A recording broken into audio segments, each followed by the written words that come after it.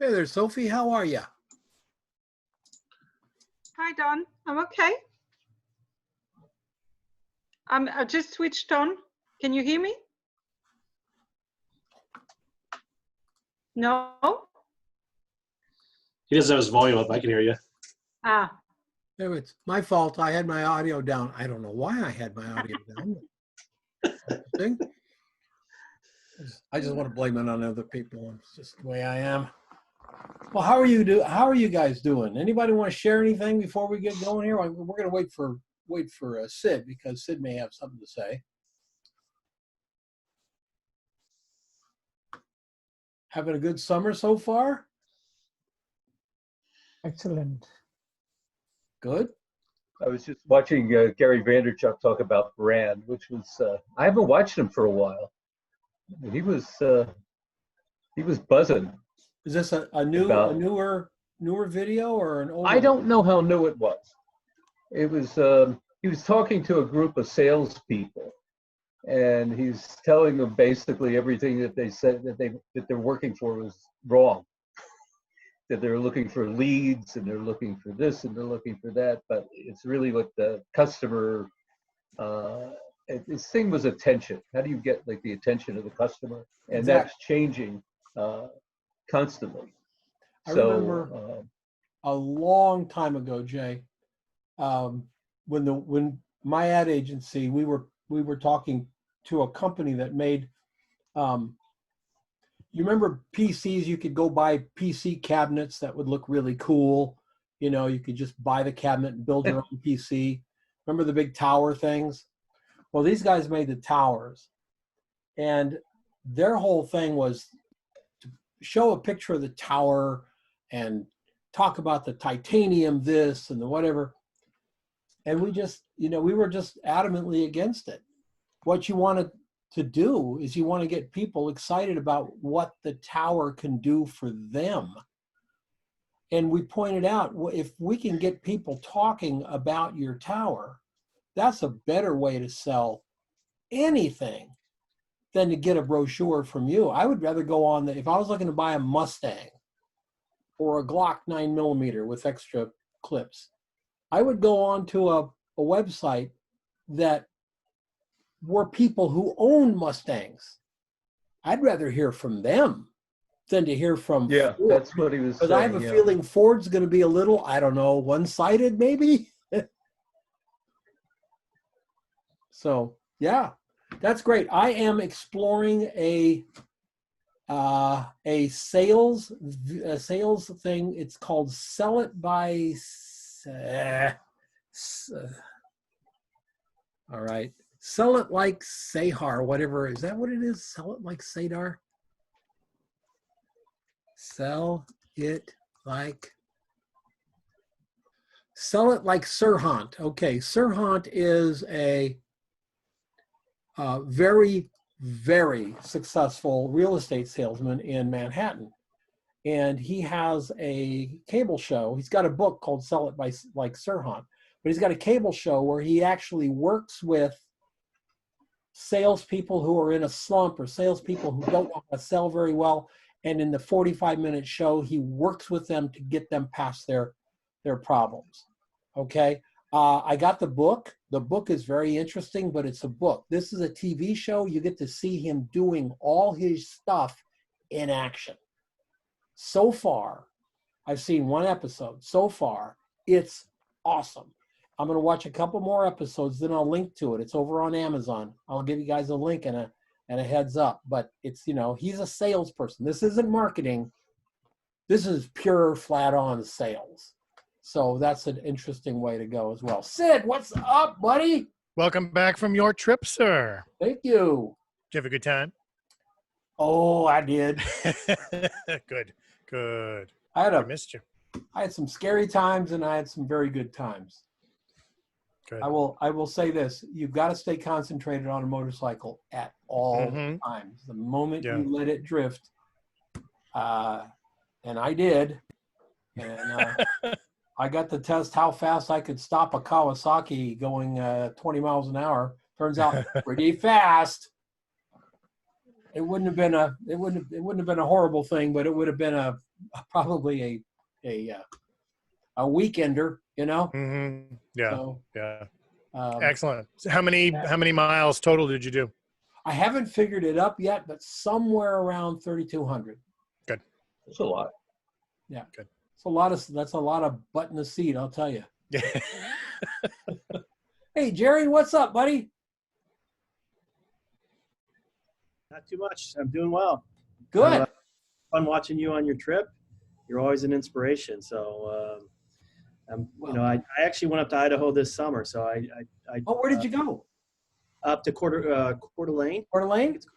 Yeah, the guy that I do that I do the YouTube video for is his channel. He's up there for the summer. So I went up there and actually recorded YouTube videos for him, and we're having quite a bit of success. It's a real estate channel, but I'm learning a lot about YouTube. So that's Yeah, well, Coeur d'Alene is unfairly beautiful. it is. It's not fair to go from Phoenix to Coeur d'Alene. You should have to like stop over in, Albuquerque. I drove. What's that? I drove. Oh, you did? Yeah, I drove all the way. I drove there and back. So it was On the freeway? You took a freeway up? Mostly. I went up straight up through Utah. So what is that? Interstate right through Utah, but coming back, I thought I'd take a little bit more time, but that probably wasn't. I wasn't really being paid, so I needed to get back sooner. It's expensive to be on the road. But I came through California, down through the Central Valley. But it's good to be on the road. It reminds you that the world isn't. I mean, there's a lot of bad things going on in the world, no doubt, and I know people are struggling, but at the same time, when you get out and just have the practical reality of being on the road and seeing people and going out, there's still a lot of cool stuff going on. It can remove the bubble a little bit. Absolutely. We get caught up into a bubble, and then you get out into the world, and you realize your bubble is nothing, and it can dissolve. A couple of days on the road, and my bubble's gone, and I'm much more aware. Sid, what did you do while I was gone? I took a little vacation. My wife and I, we have friends that have a camp up in right up near the Canadian border, up at the top point in New Hampshire. And so usually like twice a year. These are friends from high school. They've got a little parcel of land up there. So usually at least twice a year, they're like, bring your pop-up camper on, put it on our land. We just hang out, we kayak, we sit around a campfire, and we just enjoy ourselves. So that was what I did. I brought my little Fuji up, and I just grabbed some snapshots as I did it. You go to the border and just stick your foot across and go. No. We did Canada the last time we were up there, and then hopefully the next time we go back up, they'll open the borders. There's like about 10 miles in, there's this giant rope bridge that I want to bring all my friends to. Oh, cool. So we can it's very, very cool. And it goes across. Canada announced a plan for coming out of COVID quarantine this morning. It's a 7-year plan. Well, anyway, they're taking it very safely, I suppose. But yeah, how fun. Is it cool up there, or were you guys under a heat wave as well? Weather here in southern New Hampshire, it's about 90, 95, and it's muggy. Up there for the 4 days, it was beautiful. It was 70. It didn't get over like 72 degrees. It was perfect. The weather was perfect. So it was good. My wife needed to recharge. She's been really stressed out over her job, and so she needed 5 days where we don't get any cell service up there. We don't have any internet up there. Oh, that's nice. Perfect. No phones. Nothing was ringing. It was just just nice. friends. God, I'd love to see your inbox when you got back. That'd just that's a whole day right there. Yeah. Well, I'm glad you guys are here. I thought I would share my some observations I made on my trip. Some that Jerry and I just mentioned, and that is one of the things that when you do get out of your bubble in a way, and you get on the road, things that may have seemed like big problems may not seem like big problems anymore, and things that were not problems before can get solved. I read something while I was up. I think I reposted it. It says, if a problem has a solution, why get mad? If a problem doesn't have a solution, why get mad? And I thought, or angry, or whatever the word was. And I thought, yeah, that's very cool. It's very current for me because I'm just wondering about things and so confused about things. I came back excited as hell for some different ideas that I want to do, and I'm doing and getting them going, and getting a few other things going. So I'm very excited about it. But I'll start out by saying when I go solo. I ride solo on a motorcycle. I don't. It's not that I don't want to go with somebody else. It's that. Well, it's actually that. Yes, I don't want to go with anybody else. I want to ride all by myself, so that I can do and stop and go and whatever I want to do at that time. I don't want to entertain people. I don't like small talk. I don't want to sit around and just have to make conversation. I like to be inside my head a lot. And so the motorcycle gives me the opportunity to do that, as long as you're still aware that there are ladies in big SUVs coming out of a stop sign. So those things are very important. But I really had a blast. So I thought I'd share a couple pictures and some things that I thought about on the road. I'll preface by saying these are all from the iPhone. I did not take a big DSLR with me. I took an iPhone and a point and shoot. I have not even processed the point and shoot. So these are all from the perspective of an iPhone. So let's take a look. You may ask questions at any time. Which iPhone do you have, Don? I have the iPhone XsMax. I think it's a version of a 10, right? I think so. I think you're right. Yeah. Well, I was up in a lot of rural areas. And one of the things that I noticed is a lot of things in Wyoming are named 4 Mile Lodge. You'll never guess what was 6 miles down the road. 6 Mile Lodge. And all these very, very interesting. I would say from northwestern Colorado up, there's just such an expanse of land that I guess they just run out of. They don't want to call it Mockingbird Lane. They're going to call it the 5 miles out of town road, 10 miles out of town road, that type of thing. But I'm just really, really intrigued. And I love this old mailbox that was sitting here. Saw a lot of that. Stop, have a drink of water. It wasn't hot like Phoenix. I think the hottest day I had was 95. And that was going into Cody the first day. It's the hottest day.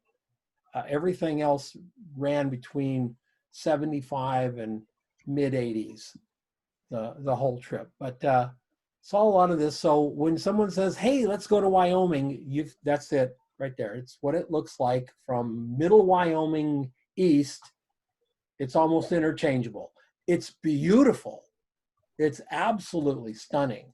But it is a lot of emptiness, a lot of nothing out there. And no, I did not have to sit and wait for the cars to disappear. That's what the road looked like 95% of the time. And there's people up there, so it wasn't, I wanted to share, this is why my cheeks are red right there. That's the sunburn coming in on the cheeks. I wore my helmet religiously. Because I didn't want to, I don't want my face to fry, for one thing. Wasn't really worried about banging my head on anything because you just saw the roads I was on. But it tended to keep me cooler. I thought it would make it hot, but it actually kept me cooler in Wyoming than not having it. Lots of old towns, little towns, and you go through these towns and you think, when was their heyday?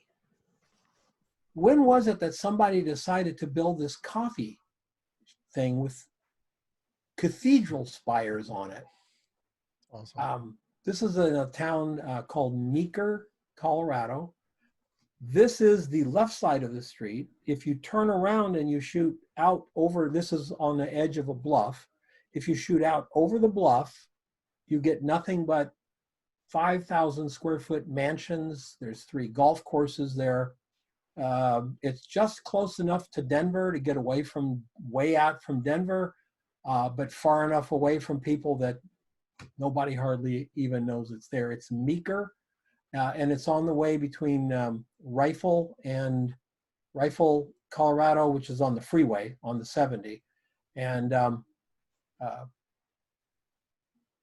what's it called? Craig, Colorado. You're still in your session? Okay. I'm sorry?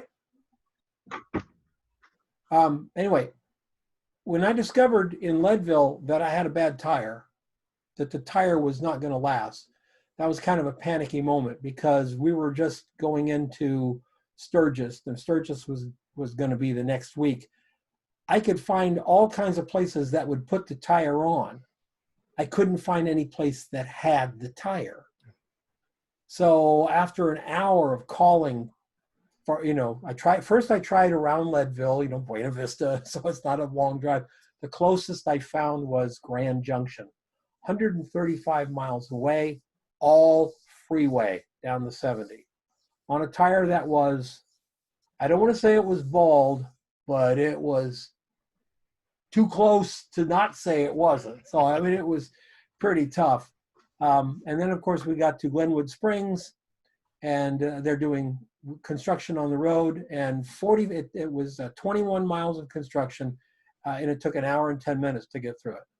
So nothing but just sitting there on the motorcycle. And you scoot up about, 5 car lengths and wait and stuff.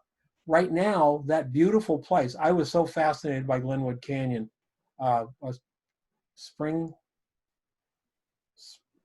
Glenwood Springs Canyon, is just amazing. And now it's burned down.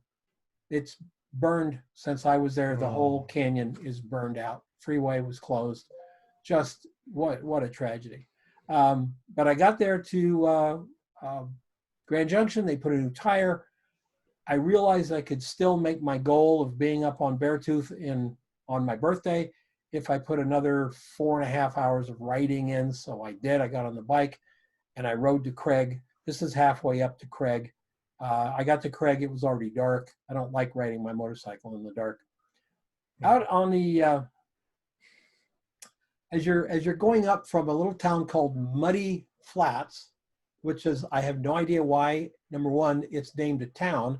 When you go to Google and you see the circle for Muddy Flats, it's the same damn size circle as Cody, Wyoming. So you think it must be a town. You would be wrong. It's a gas station. A gas station. There's no other gas station for 65 miles in any direction. Nice. So it's also a busy gas station. Had to be 40 motorcycles there, all going to Sturgis, some big group from Idaho or somewhere like, I think it was Idaho, Boise, heading to Sturgis. They were there. So it took me about an hour in line to get up and get my gas and then head north. But while I was waiting in line, I was looking and I said, well, there's another town up at the crossroads on Interstate 80. It's on the freeway. Gotta be gas there. Almost got out of line and figured I'd head there. But then I thought, that's the same size circle as Muddy Flats. That's the same size circle as Cody. I'm going to go with, I'll get my gas, which I'm glad I did. The only thing at that intersection on Highway 80 is a fireworks store owned by one guy who lives in the camper and gets very nervous if you take a picture of his camper. Oh. He finally came around to realizing I wasn't a Fed or IRS, Internal Revenue Service, or somebody there taking a picture of his stuff. And we had a nice chat, and he gave me 3 fireworks. He said, hey, let me give you some fireworks. And I'm thinking, oh, thanks. And I'm like, what am I going to do with them? Certainly not going to set them off in the hot, dry forest. But if you're ever up there on 13 and I think it's 13. Anyway, up on Highway 80, you'll see this fireworks store. You can't miss it. They painted it yellow. Awesome. That's what I was telling you. He gets very nervous when people are taking pictures of his trailer. But I thought, if anything says the Wyoming spirit, that's it right there. Buy a piece of land, put up a fireworks store, live in a trailer, and just live your life. Highway 70 is the most beautiful freeway, by the way, from Denver to Grand Junction you've ever seen. It goes over the mountains. It is like being in a mountain, on a mountain road. And there's places on the freeway which are like 40 miles an hour because it's winding down through canyons and stuff. It's also the worst road I've ever been on in my life. It has giant potholes, giant places where the entire, it's like somebody took a potato peeler to the road. Just terrible. Now this is Highway 80. This is a good 250 miles north. So they have freezing rain, sleet, snow, and all kinds of stuff. Best road I've been on in years. Highway 80 was like the smoothest, most beautiful road. It was just me, a lot of camper trucks like that, and about 10,400 big 10-wheelers, just all going the speed limit because the speed limit is 85 miles an hour. So you're clipping right along. I never would have done that on a bad tire, I'll tell you that. So anyway, love Are that. those birds, Don? What's that? Are those birds? No, this is processed in one of those old film things, so it's dirt. Oh, It's okay. supposed to be dirt on the Okay. on the They look picture. like birds. Yeah. No, not bites. This is what you see a lot of up in there. It's like, you know, you come around a corner and there's a sign that says flagman ahead and you go, oh God. And you do, you pull up and you sit. There was nobody ahead of me. Nobody, I couldn't see another car as I'm going. This is 13, as I'm going up 13. And then all of a sudden I come around a corner, flagman ahead, and then look, there's what, 9, 12 cars ahead of me. So, and all of a sudden you're in traffic, but it thins out pretty quick. This was fun. This is, I left Cody, Wyoming with my GPS saying it's 1 hour and 6 minutes to Red Lodge. And it probably would have been had I made the correct turn. But Wyoming doesn't have income tax. I've discovered why. They spend no money on road signs. None. It's like, you know, you mean you don't know where Red Lodge is? Good luck with that, buddy. And there's roads everywhere. So finally I got cell service and I go on the map and I said, where am I? And it says, I'm here. And I'm like, what? And it says, no worries, it's only 1 hour and 7 minutes to Red Lodge. So after an hour and a half cruising around eastern Wyoming, I was still an hour and 7 minutes away from Red Lodge. So at least I had the road, I got on it and I went up it. But this is the view as you're going up the foothills into Red Lodge. It's really, really gorgeous. Very cool. Very, very cool that day. The tacos I had in Red Lodge, yum, yum. They were great. This is on the way out of Red Lodge. I actually stopped to just to drink in the smells because you are so far away from any kind of big town. I can't even think of a big town that's close. I think Billings might be the closest big town, and it's tiny, and it's like 85 miles away. So there's no pollution in the air. All you smell are pine trees, and right behind me is a probably 20-foot wide creek. It's running about, 6 or 8 inches deep over the rocks and making all the noise. It's just really amazing. And when there's no traffic, the deafening silence, other than the birds and the water, you hear nothing. It's just really incredible. This is the road, that's where I was, down there. And this is how the road gets up to, as you can see, timberline fades away and it still just crawls up the mountain. Boom.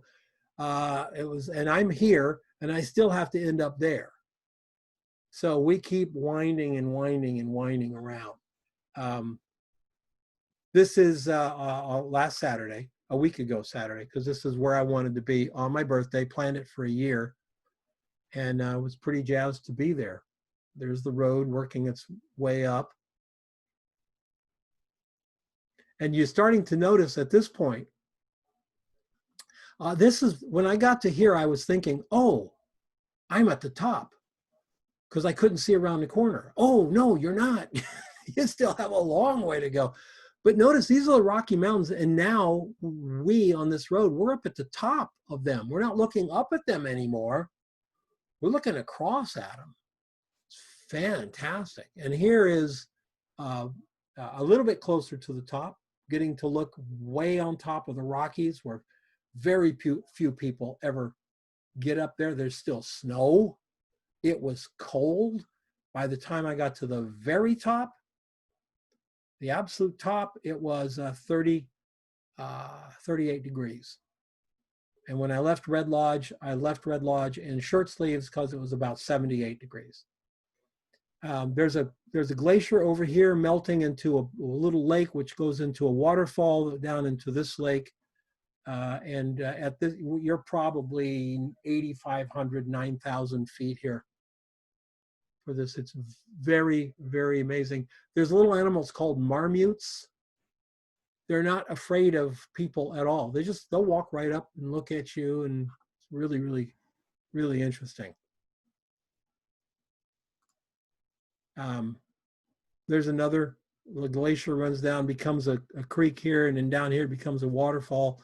But now we're really, really getting close to the top. I'm just grinning ear to ear because it was everything I expected it to be. Really was. This is a road called the Chief Joseph Highway. Chief Joseph Highway goes from just outside Cody, Wyoming, up to the road that I was just showing you, up to the Beartooth Highway. And it supposedly is the path that Chief Joseph took his when they had to march his tribe out of Wyoming up to Montana, is the path that he took. It's maybe one of the most beautiful places I've ever seen. I kind of make it, I kind of say it's like, did you ever see the Robert Redford movie, A River Runs Through It? That, or the TV show Yellowstone, that kind of, this is it. This is, I mean, wherever you look, there's rivers and creeks and streams and just expanses of prairie, flat lines like this, and then giant mountains towering. Oh, just so beautiful. Really do recommend that you put it on your bucket list. This is a different angle of the same place. And I came from way over there to get here. And you can see that the road is winding here, and then it winds down and goes up there. It winds around. It's just, for a motorcycle rider, it's a dream come true. It's twisty after twisty. Not tight ones, but fairly fun ones. These are the Grand Tetons. Were they ever grand? Oh my gosh. By the time I got to here, Sunday morning, I got dressed, I got the bike all ready to go. I still did not know if I was going to go to Yellowstone, because I'd heard that Yellowstone was just packed with people. I hadn't spent much time with people on this trip at all. I didn't want to go and stand in crowds and get in lines. And so I was thinking I'll just go back the same way I came, but the same way I came was pretty warm. It was 95 degrees, down through Thermopolis and that basis. And it was also a lot more of that straight road that I showed you. I'd go right back on the same road. And 26 miles to my left was Yellowstone. And I got to the end of the driveway of the hotel, and I just went, I'm going to go to Yellowstone. I've never seen it, never been there. I'm just going to do it.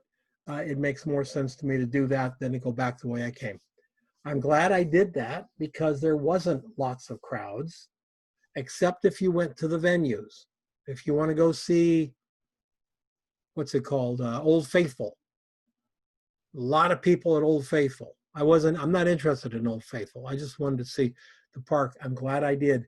The east side of Yellowstone, when you go in from Cody, you go up through William Cody Canyon to William Cody Lake. I think William Cody was very, very much a big part of that town. I'm just guessing, since everything's named William Cody this, Bill Cody that.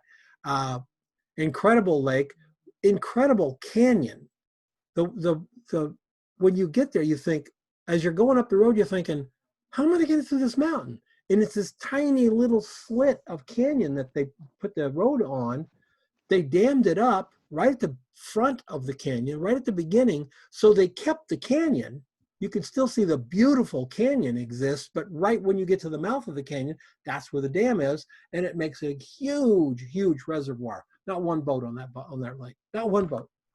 I mean, if that was in Phoenix, there would have been 10,000 boats on that thing. Not one boat out there. Just incredible. Then you get to Yellowstone. You're going up through trees and you keep going higher and higher as you get to the Yellowstone entrance. And the bark beetle damage is indescribable. It's entire mountains of dead trees. Just, it was heartbreaking to see. Not as heartbreaking as once you get into the park and you come around the corner and you see what the fire did 2 years ago. So all the bark beetle trees, apparently when they're dead, they burn really well, because the east side of Yellowstone is burned down. You can see places you could never have seen before because of the trees. So now you have vistas. That was really, really tragic. It was terrible to see that. But got into the park. No traffic on the roads. There's cars, but there's no traffic.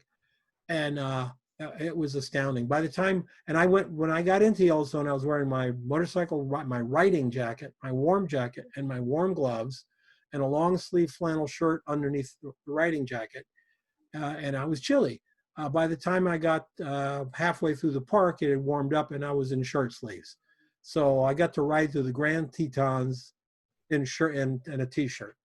Can't beat that. Like the best day ever on a bike. And it was just astounding. I wish we'd had some clouds. You've all seen the picture of Ansel Adams, right? Of the Tetons with the Snake River. Well, that's a turnout on the road. You can actually pull over and get the same shot, but you'll never get the same shot because it's always different. I didn't stop, but there were about 40 photographers there waiting for the clouds. I don't know if those two counted, but this was after I went by it about 45 minutes previous to this, but they were waiting for something in the sky. We had nothing in the sky that day. So I played with foreground instead of background. There's the Tetons again. They are so majestic. And by the way, they are so far away from me where I'm standing here. They're way far away. When you get up near them, they're almost unbelievable. So another shot from up on the rise. I love it. The green almost looked like a shadow on the bottom part of the mountain. And I kept looking up for a cloud and thinking, well, maybe there's a cloud. And there's no cloud. But then I realized that it just looks like a shadow. That's where the mountains is, and that's all above timberline, and just no trees grow up there. A lot of these up there. This is Carter. It's either Carter, Wyoming, or Carter, Colorado. It might be Carter. I may have gone into Colorado at this point. And there's all these little towns that are nothing but, I guess, a post office. We'll see Carter in a minute. I got a picture of Carter. And this little house is sitting out in the middle of nowhere. I don't know if it's a church or what it was at one time, but it's just sitting out in the middle of nowhere. Fascinating. And it looks new, and the paint looks fairly new, and there's nothing around it. Nothing. What? And I don't understand why these little towns aren't doing better. I really don't. I don't understand it. I thought that people would retire and go to places like this, and I saw houses for sale for $38,500. They needed work. They needed, upkeep. But I saw houses out there for $38,500. It was the cheapest house I saw, but and if you're ever in northwestern Colorado, you got to go through Dinosaur. That's the name of the town. It's Dinosaur. And of course, everything there is the Flintstones. Many young people probably have no idea at all what they're talking about. Bedrock Diner. Is You know? is that where that abandoned Flintstones park is? Yes. Okay. Yeah. But I saw this, and the sign that you guys don't see is over here. It said ice cream. I made a quick U-turn because it was hot. I came back and I sat there and had a piece of ice cream. Somebody asked me why I'm putting all the stickers on my trunk. It's because I won't be riding a motorcycle forever. There'll be a point where I take my last motorcycle ride and get rid of the bike. And at that point, I've already bought a new trunk. I have a new trunk. I'll put the new trunk on it, and I'll take this trunk off with all my stickers, and I'll put it in my office. And I'll remember. Oops, click the wrong button. Where are we here? I'll go here. This is on the Navajo Reservation. This is Sheep Springs, New Mexico. I wasn't really sure how the shot would turn out, but I took it because, I've been there. yeah, Yeah, it's like this little turn. There's a there's a road that goes to trading Window. post. Did you go to the trading post? I did. They're fixing the trading post, so they were partially open. Yeah. And when you're on the res, I just go in, I get my gas, and I leave because they are very worried about the COVID thing up there, Right. and I don't want anybody, worried about me. But this just resonated with me. There's a road that goes behind these houses, goes up and goes over these mountains right about there. So literally 20 minutes from here, you're in pine trees. You climb way up the pine trees, and then you go down the other side, literally up and down. There's no flat spot on the top. It's up and down, and you go into Window Rock, Arizona. First you go to Navajo, then you go to Window Rock, Arizona. But this picture actually ended up really growing on me. It was almost like an afterthought snapshot, and then this is what it felt like. This is what it feels like out on the res. So this road, they just did something to this road and made it the blackest black road I'd ever been on, ever. I thought they'd recently oiled it, but it didn't feel like it or look like it. But they have these little signs here. This one says, stay home. That one says, stay strong. And the last one says, stay safe. That's just the kind of road we get. But these are the kinds of clouds, these are the kinds of skies I love. Absolutely love these skies. Northern Arizona sky. I had that sky all day long on my day before the end of the trip. Last full day on the road, I had those skies all day long, and it really, really was fun. Yeah, and here's the Stay Strong sign. And I just uploaded this to Unsplash. So this, Gunnison, Colorado's right in the middle of the mountains. And Buena Vista is really only about 50 miles as the crow flies on the other side of this huge mountain range. They're called the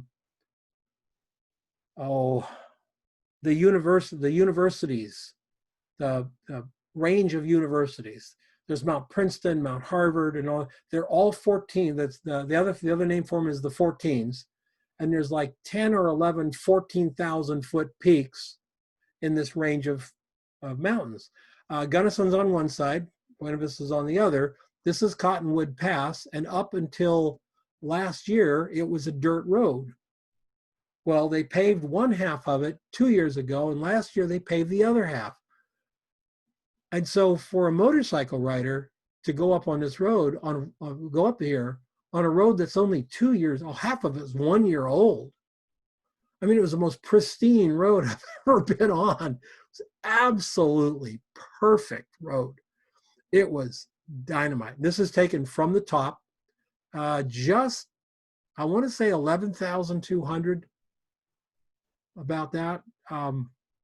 Believe me, I did some walking around, a little hiking up to a little overlook thing, and that was really stupid because I live where it's 800 feet above sea level, and this is 11,000 feet above sea level, and there's just no freaking air up there. I'm sorry. They say there is. I have no scientific proof there was any air there. And then down, as I cut back down, that's Mount Princeton, by the way. As I cut back down through here, that's where the barbecue was, and we ended up sitting on the road for 2.5 hours while some poor couple's RV burned to the ground. A hotel in Cortez called the Retro. If you're ever in Cortez, stay there. It's a blast. All the rooms are named like this was 1978. And when you go in the room, they have music, posters and stuff from 1978. 1980 has their own stuff. It's called the Retro. It's no better, no worse than any other hotel you'd find in Cortez, unless you get into the big dollar. You know, I'm personally, when I'm on the road, I don't want to spend $250 for a night to stay. I really won't. This was $49. It's what they call a no frills hotel, so you know, no hair dryers and stuff like that, which was very disappointing for me because I like to get a little. Anyway, probably not. I did a lot of road shots. I've got a whole series of road shots. This is in northwestern Colorado, just after you leave Wyoming and come into Colorado. Great road. Another shot from the top of the Rockies. Where was? Yeah, this is same thing. This is Beartooth. This is the $1 Million Highway. As you come through here, behind me is Red Mountain Pass, and you're up in the mountain, and you've just come down from Red Mountain Pass, down this whole winding staircase kind of thing to a flat area, and you think, wow, I've come down off the mountain, and you get here and you're not off the mountain yet. This goes down into Ouray, and you can see the edge right there. That's a canyon, straight down, literally straight down, at least 600 feet. I mean, it is absolutely, and no guardrails. And down here in the valley, right, or halfway down, there's of course road construction, so you have to kind of go through. The speed limit is 25 miles an hour. It doesn't bother me. It doesn't scare me. I'm not worried about driving over the side of the road or anything like that. It's just a fascinating place to be. And some of the fascination you can see here. Do you see the strata going at angles? Well, when you're down here, you'll see strata going at this angle, butting up against strata that goes at this angle. And there's all these geological things and saying how rare that is to find it. They don't know what caused it or how the rock formations formed around it. And then there's stuff like this everywhere. And I'm just fascinated by rock walls. I have a whole portfolio of just rock walls. And I try to eliminate anything in the rock that could be contextual. I don't want a bush or anything. I don't want you to know how big it is, how close it is, how far away, you know, that type of thing. Silverton, Colorado, taken from up on one of the little pullouts there. That's the train track. Where's the train track? I think this is the train track. Yeah, that's the train track that goes in. So you can ride a train from Silverton down to Durango.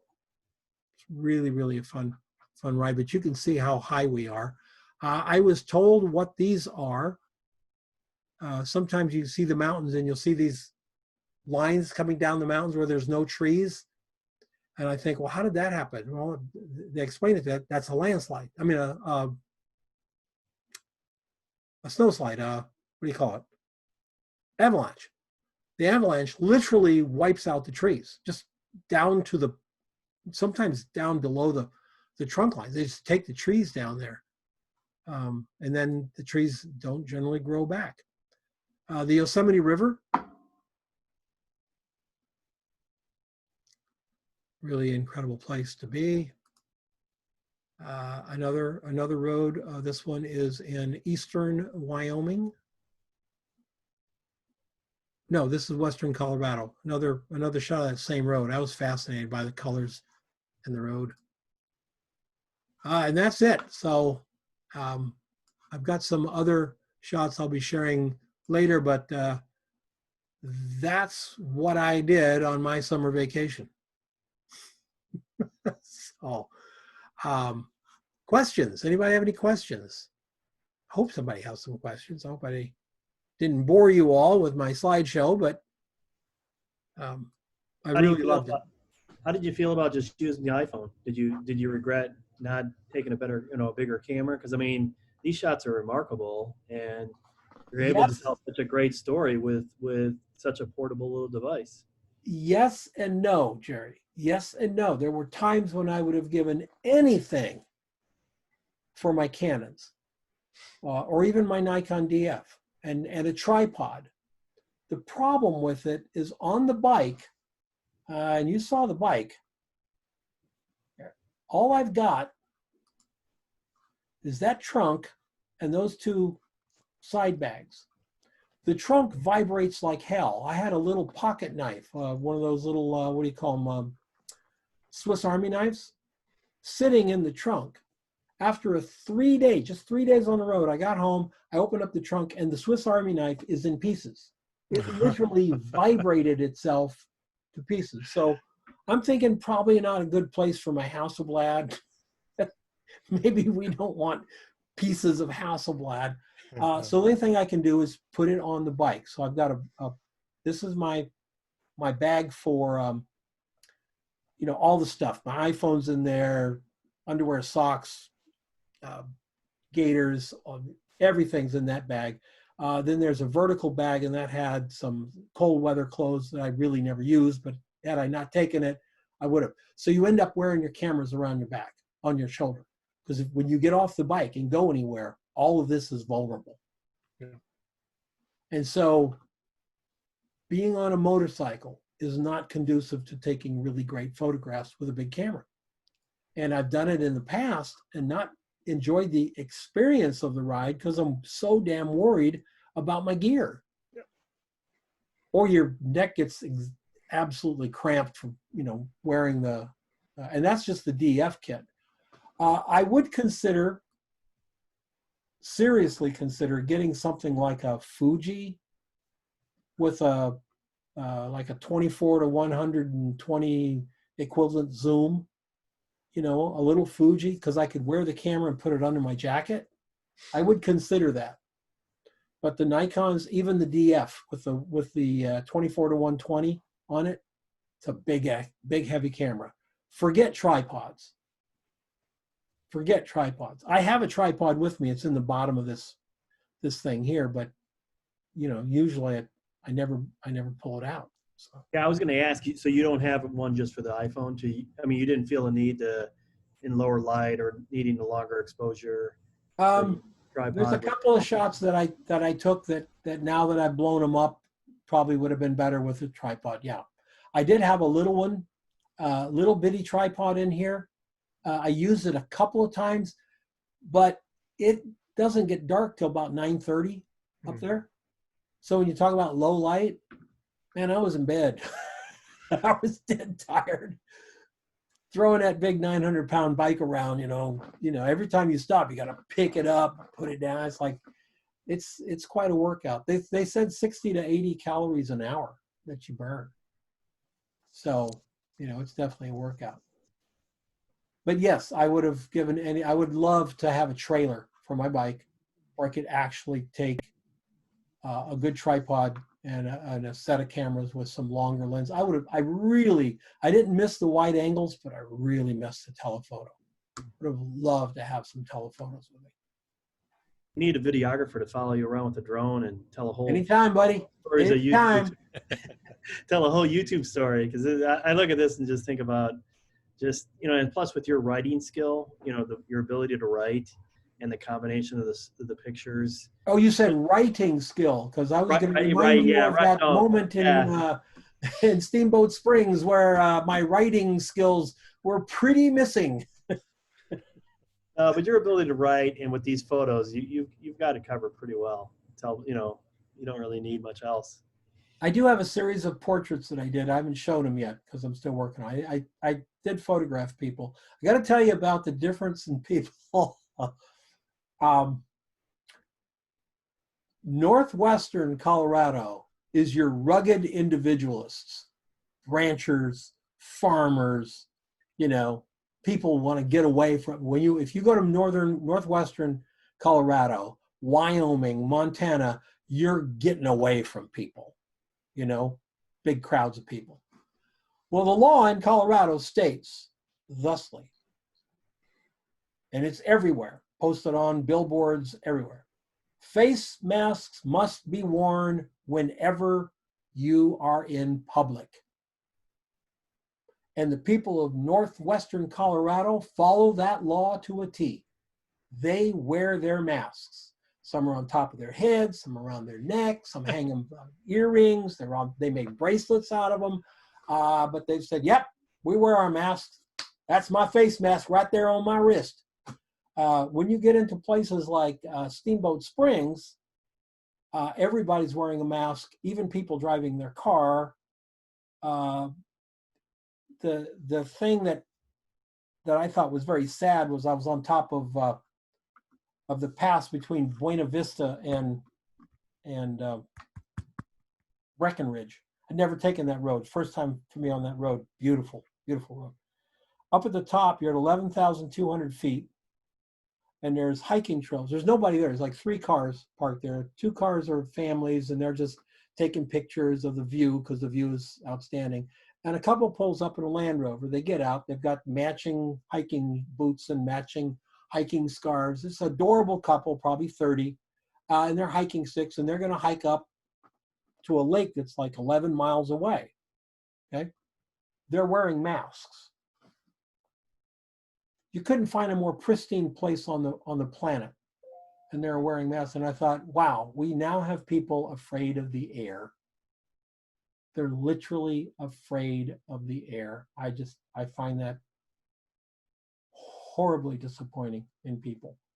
I'm sure that the governor of Colorado did not mean when you're out in the middle of nowhere with no one around, you had to wear a mask, because that makes no sense. But that was really interesting.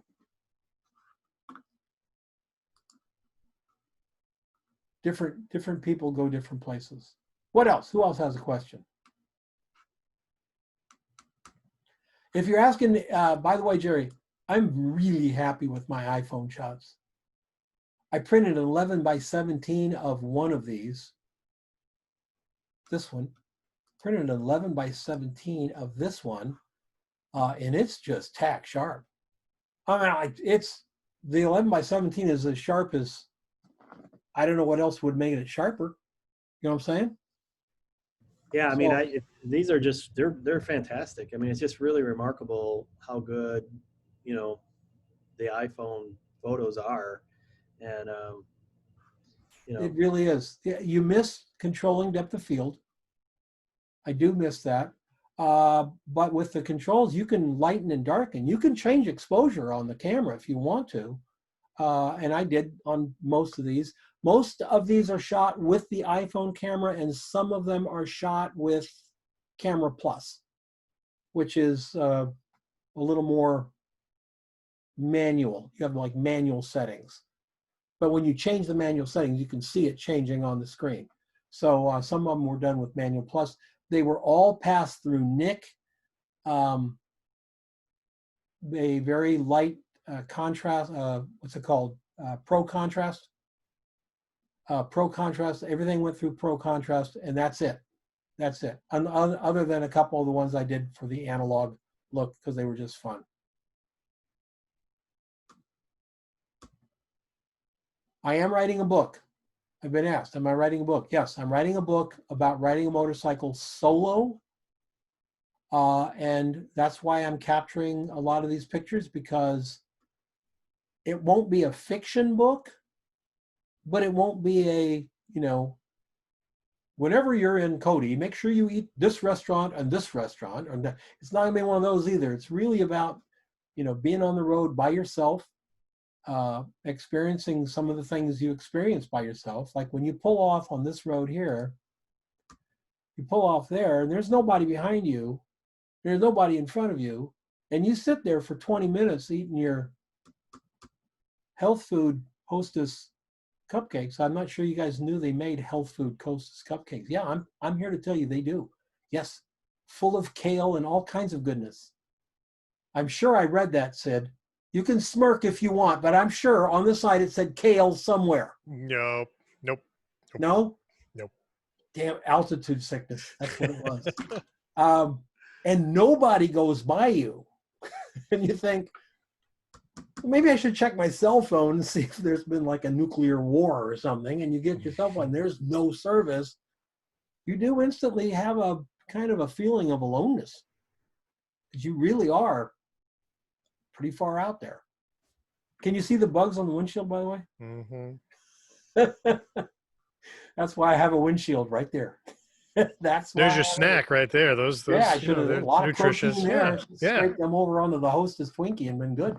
Bite size. Anybody questions it at all? It's Well, thank you. protein. Yeah. Who was that? So Yeah, you Jim. got a lot of protein. You just reach around and you grab Sure. Sure. I had a bug hit the windshield so hard Oh, that it left a little bit of itself there, and it took me 3 days to get. I finally had to get my pocket knife to scrape it off the windshield. And I thought, what if that had hit me in the face, even wearing a helmet? Or if I had my visor up and I'm riding with, if that thing had hit me in the face, that may have hurt quite a bit. Do you make plans for where you're going to stop, or is it all serendipity? I mean, it seems like Good question. I took this long trip, and I'll tell you the truth. There were times that it was hard because if you stopped all the spots you wanted to stop to take a picture, you'd never get to the next location. Exactly. So I did book ahead the first night because I knew I was going to go from here to Cortez. I knew that. I booked ahead the second night because I knew I had to be to Leadville if I was going to be where I needed to be. After that, I didn't book. So I didn't book my hotel in Craig after I got my tire fixed the night after Leadville until after I got my tire fixed. I got to Rifle and I thought, okay, am I really going to make it to Craig tonight? Yes. Went on hotels.com, found a hotel. Surprisingly, the later in the day, the prices drop. I watched it happen. So it's like they're going, well, it's getting to be 5 o'clock. Let's lower. They go on hotels.com. They lower it $10 so they can put somebody in the hotel. So I rarely paid over $50 a night.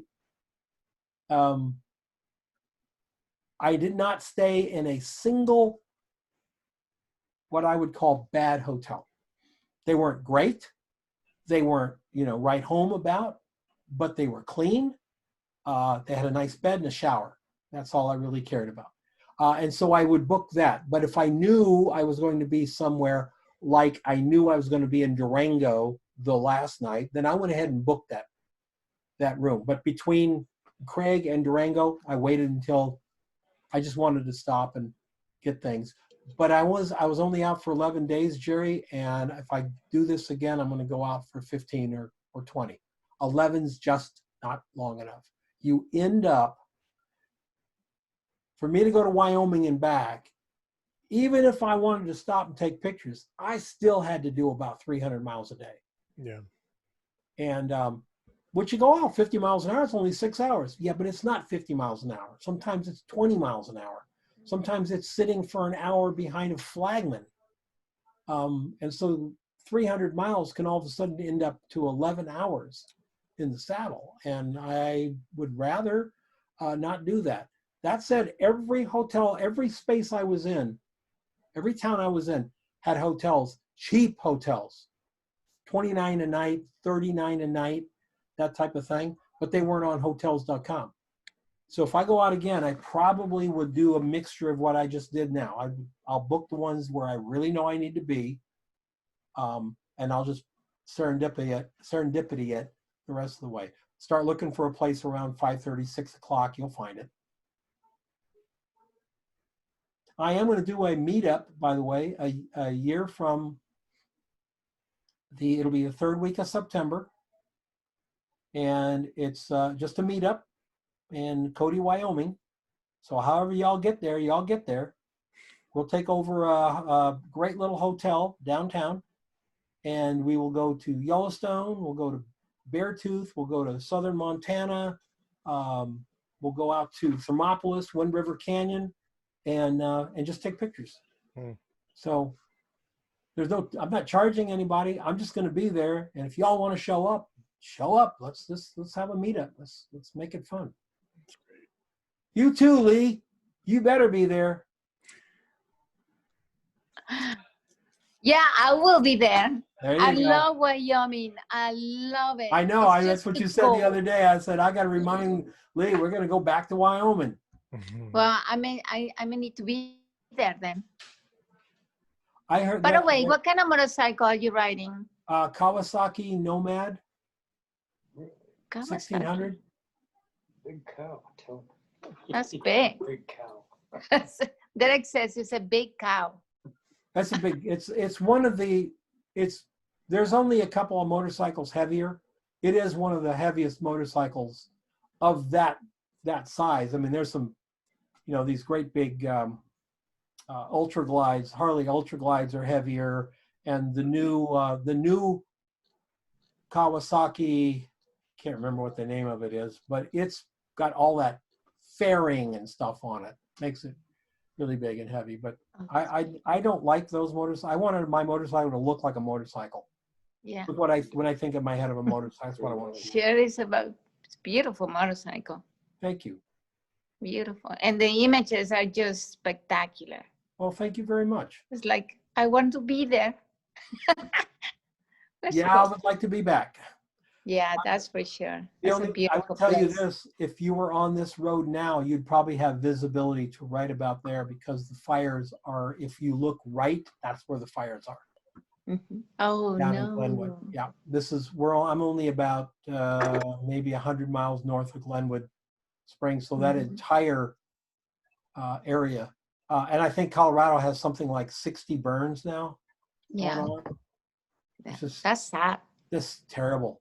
California's worse though. Yeah, that's for sure. California has so many fires going on now. My God, I don't know. I don't know what they're doing. That firefighters must be close to just throwing up their hands. It's like there's not enough firefighters Yeah. in the country. If No. there were no other fires going, there's not enough firefighters in the country to fight all the Exactly. fires in California. Right. Like 375 fires, Yeah, it's just at least. They had 11,000 lightning strikes. which is a record, right? It's high. It is high. You could see it from the satellite.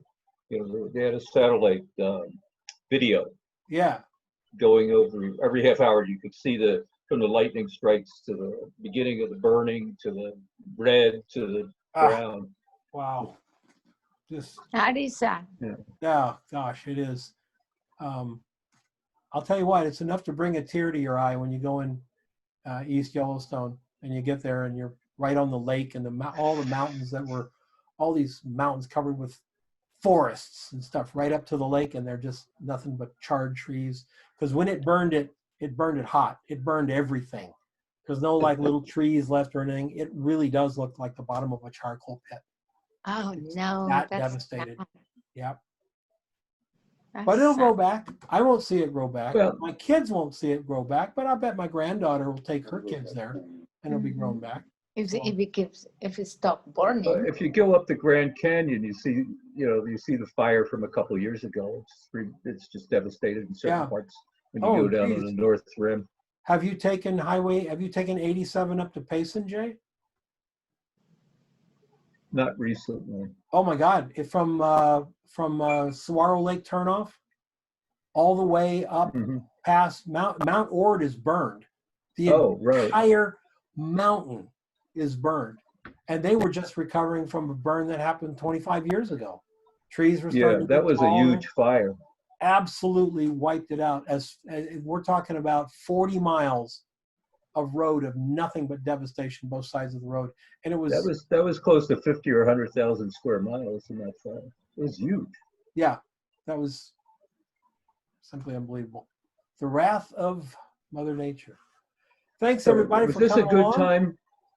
Say it again. Was this a good time of the year to do this, or is there a better time?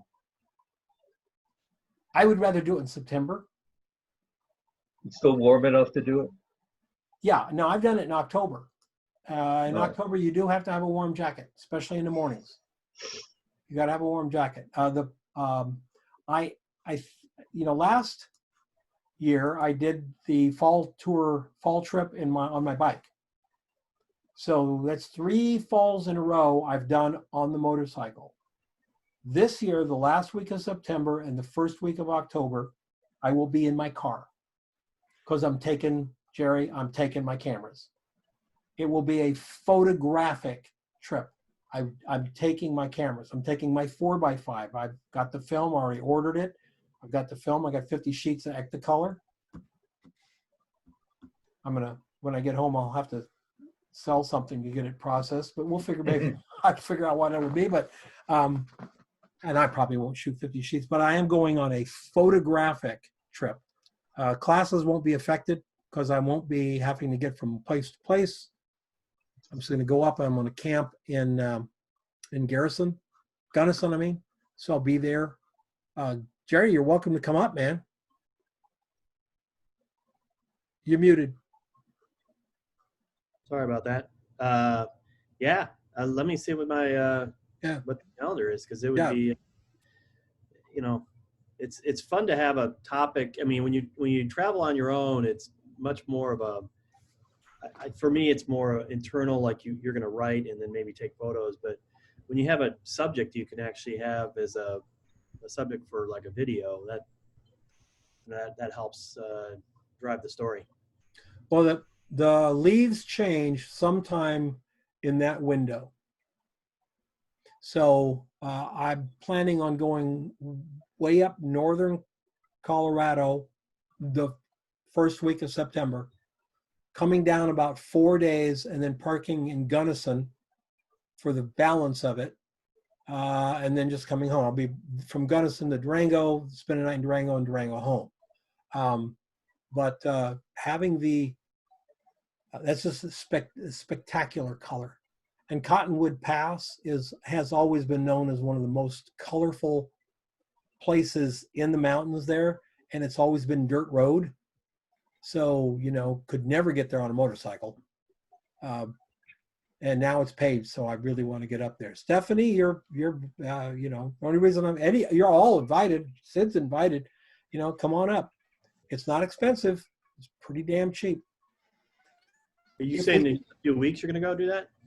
Last week of September, first week of October. Oh, okay. I thought you said, all right. So not early, because I'm out of town early September. No. Yeah.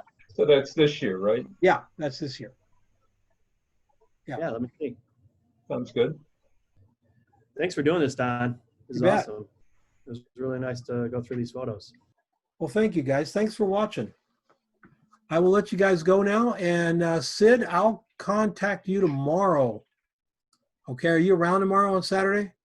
Yeah, I'm going to be in and out. We've got a bunch of family stuff that we do on the weekends. Do I have your phone number? No, I'll email you. Yeah, because we just need to talk 5 minutes, talk a little bit about what we'll do next week and the week after. Okay. And we'll get going. Cool. Thanks, everybody. Thank you, Dan. All right. Have a good bye-bye. weekend. Thank you for Have a good week. Be safe. Thank you.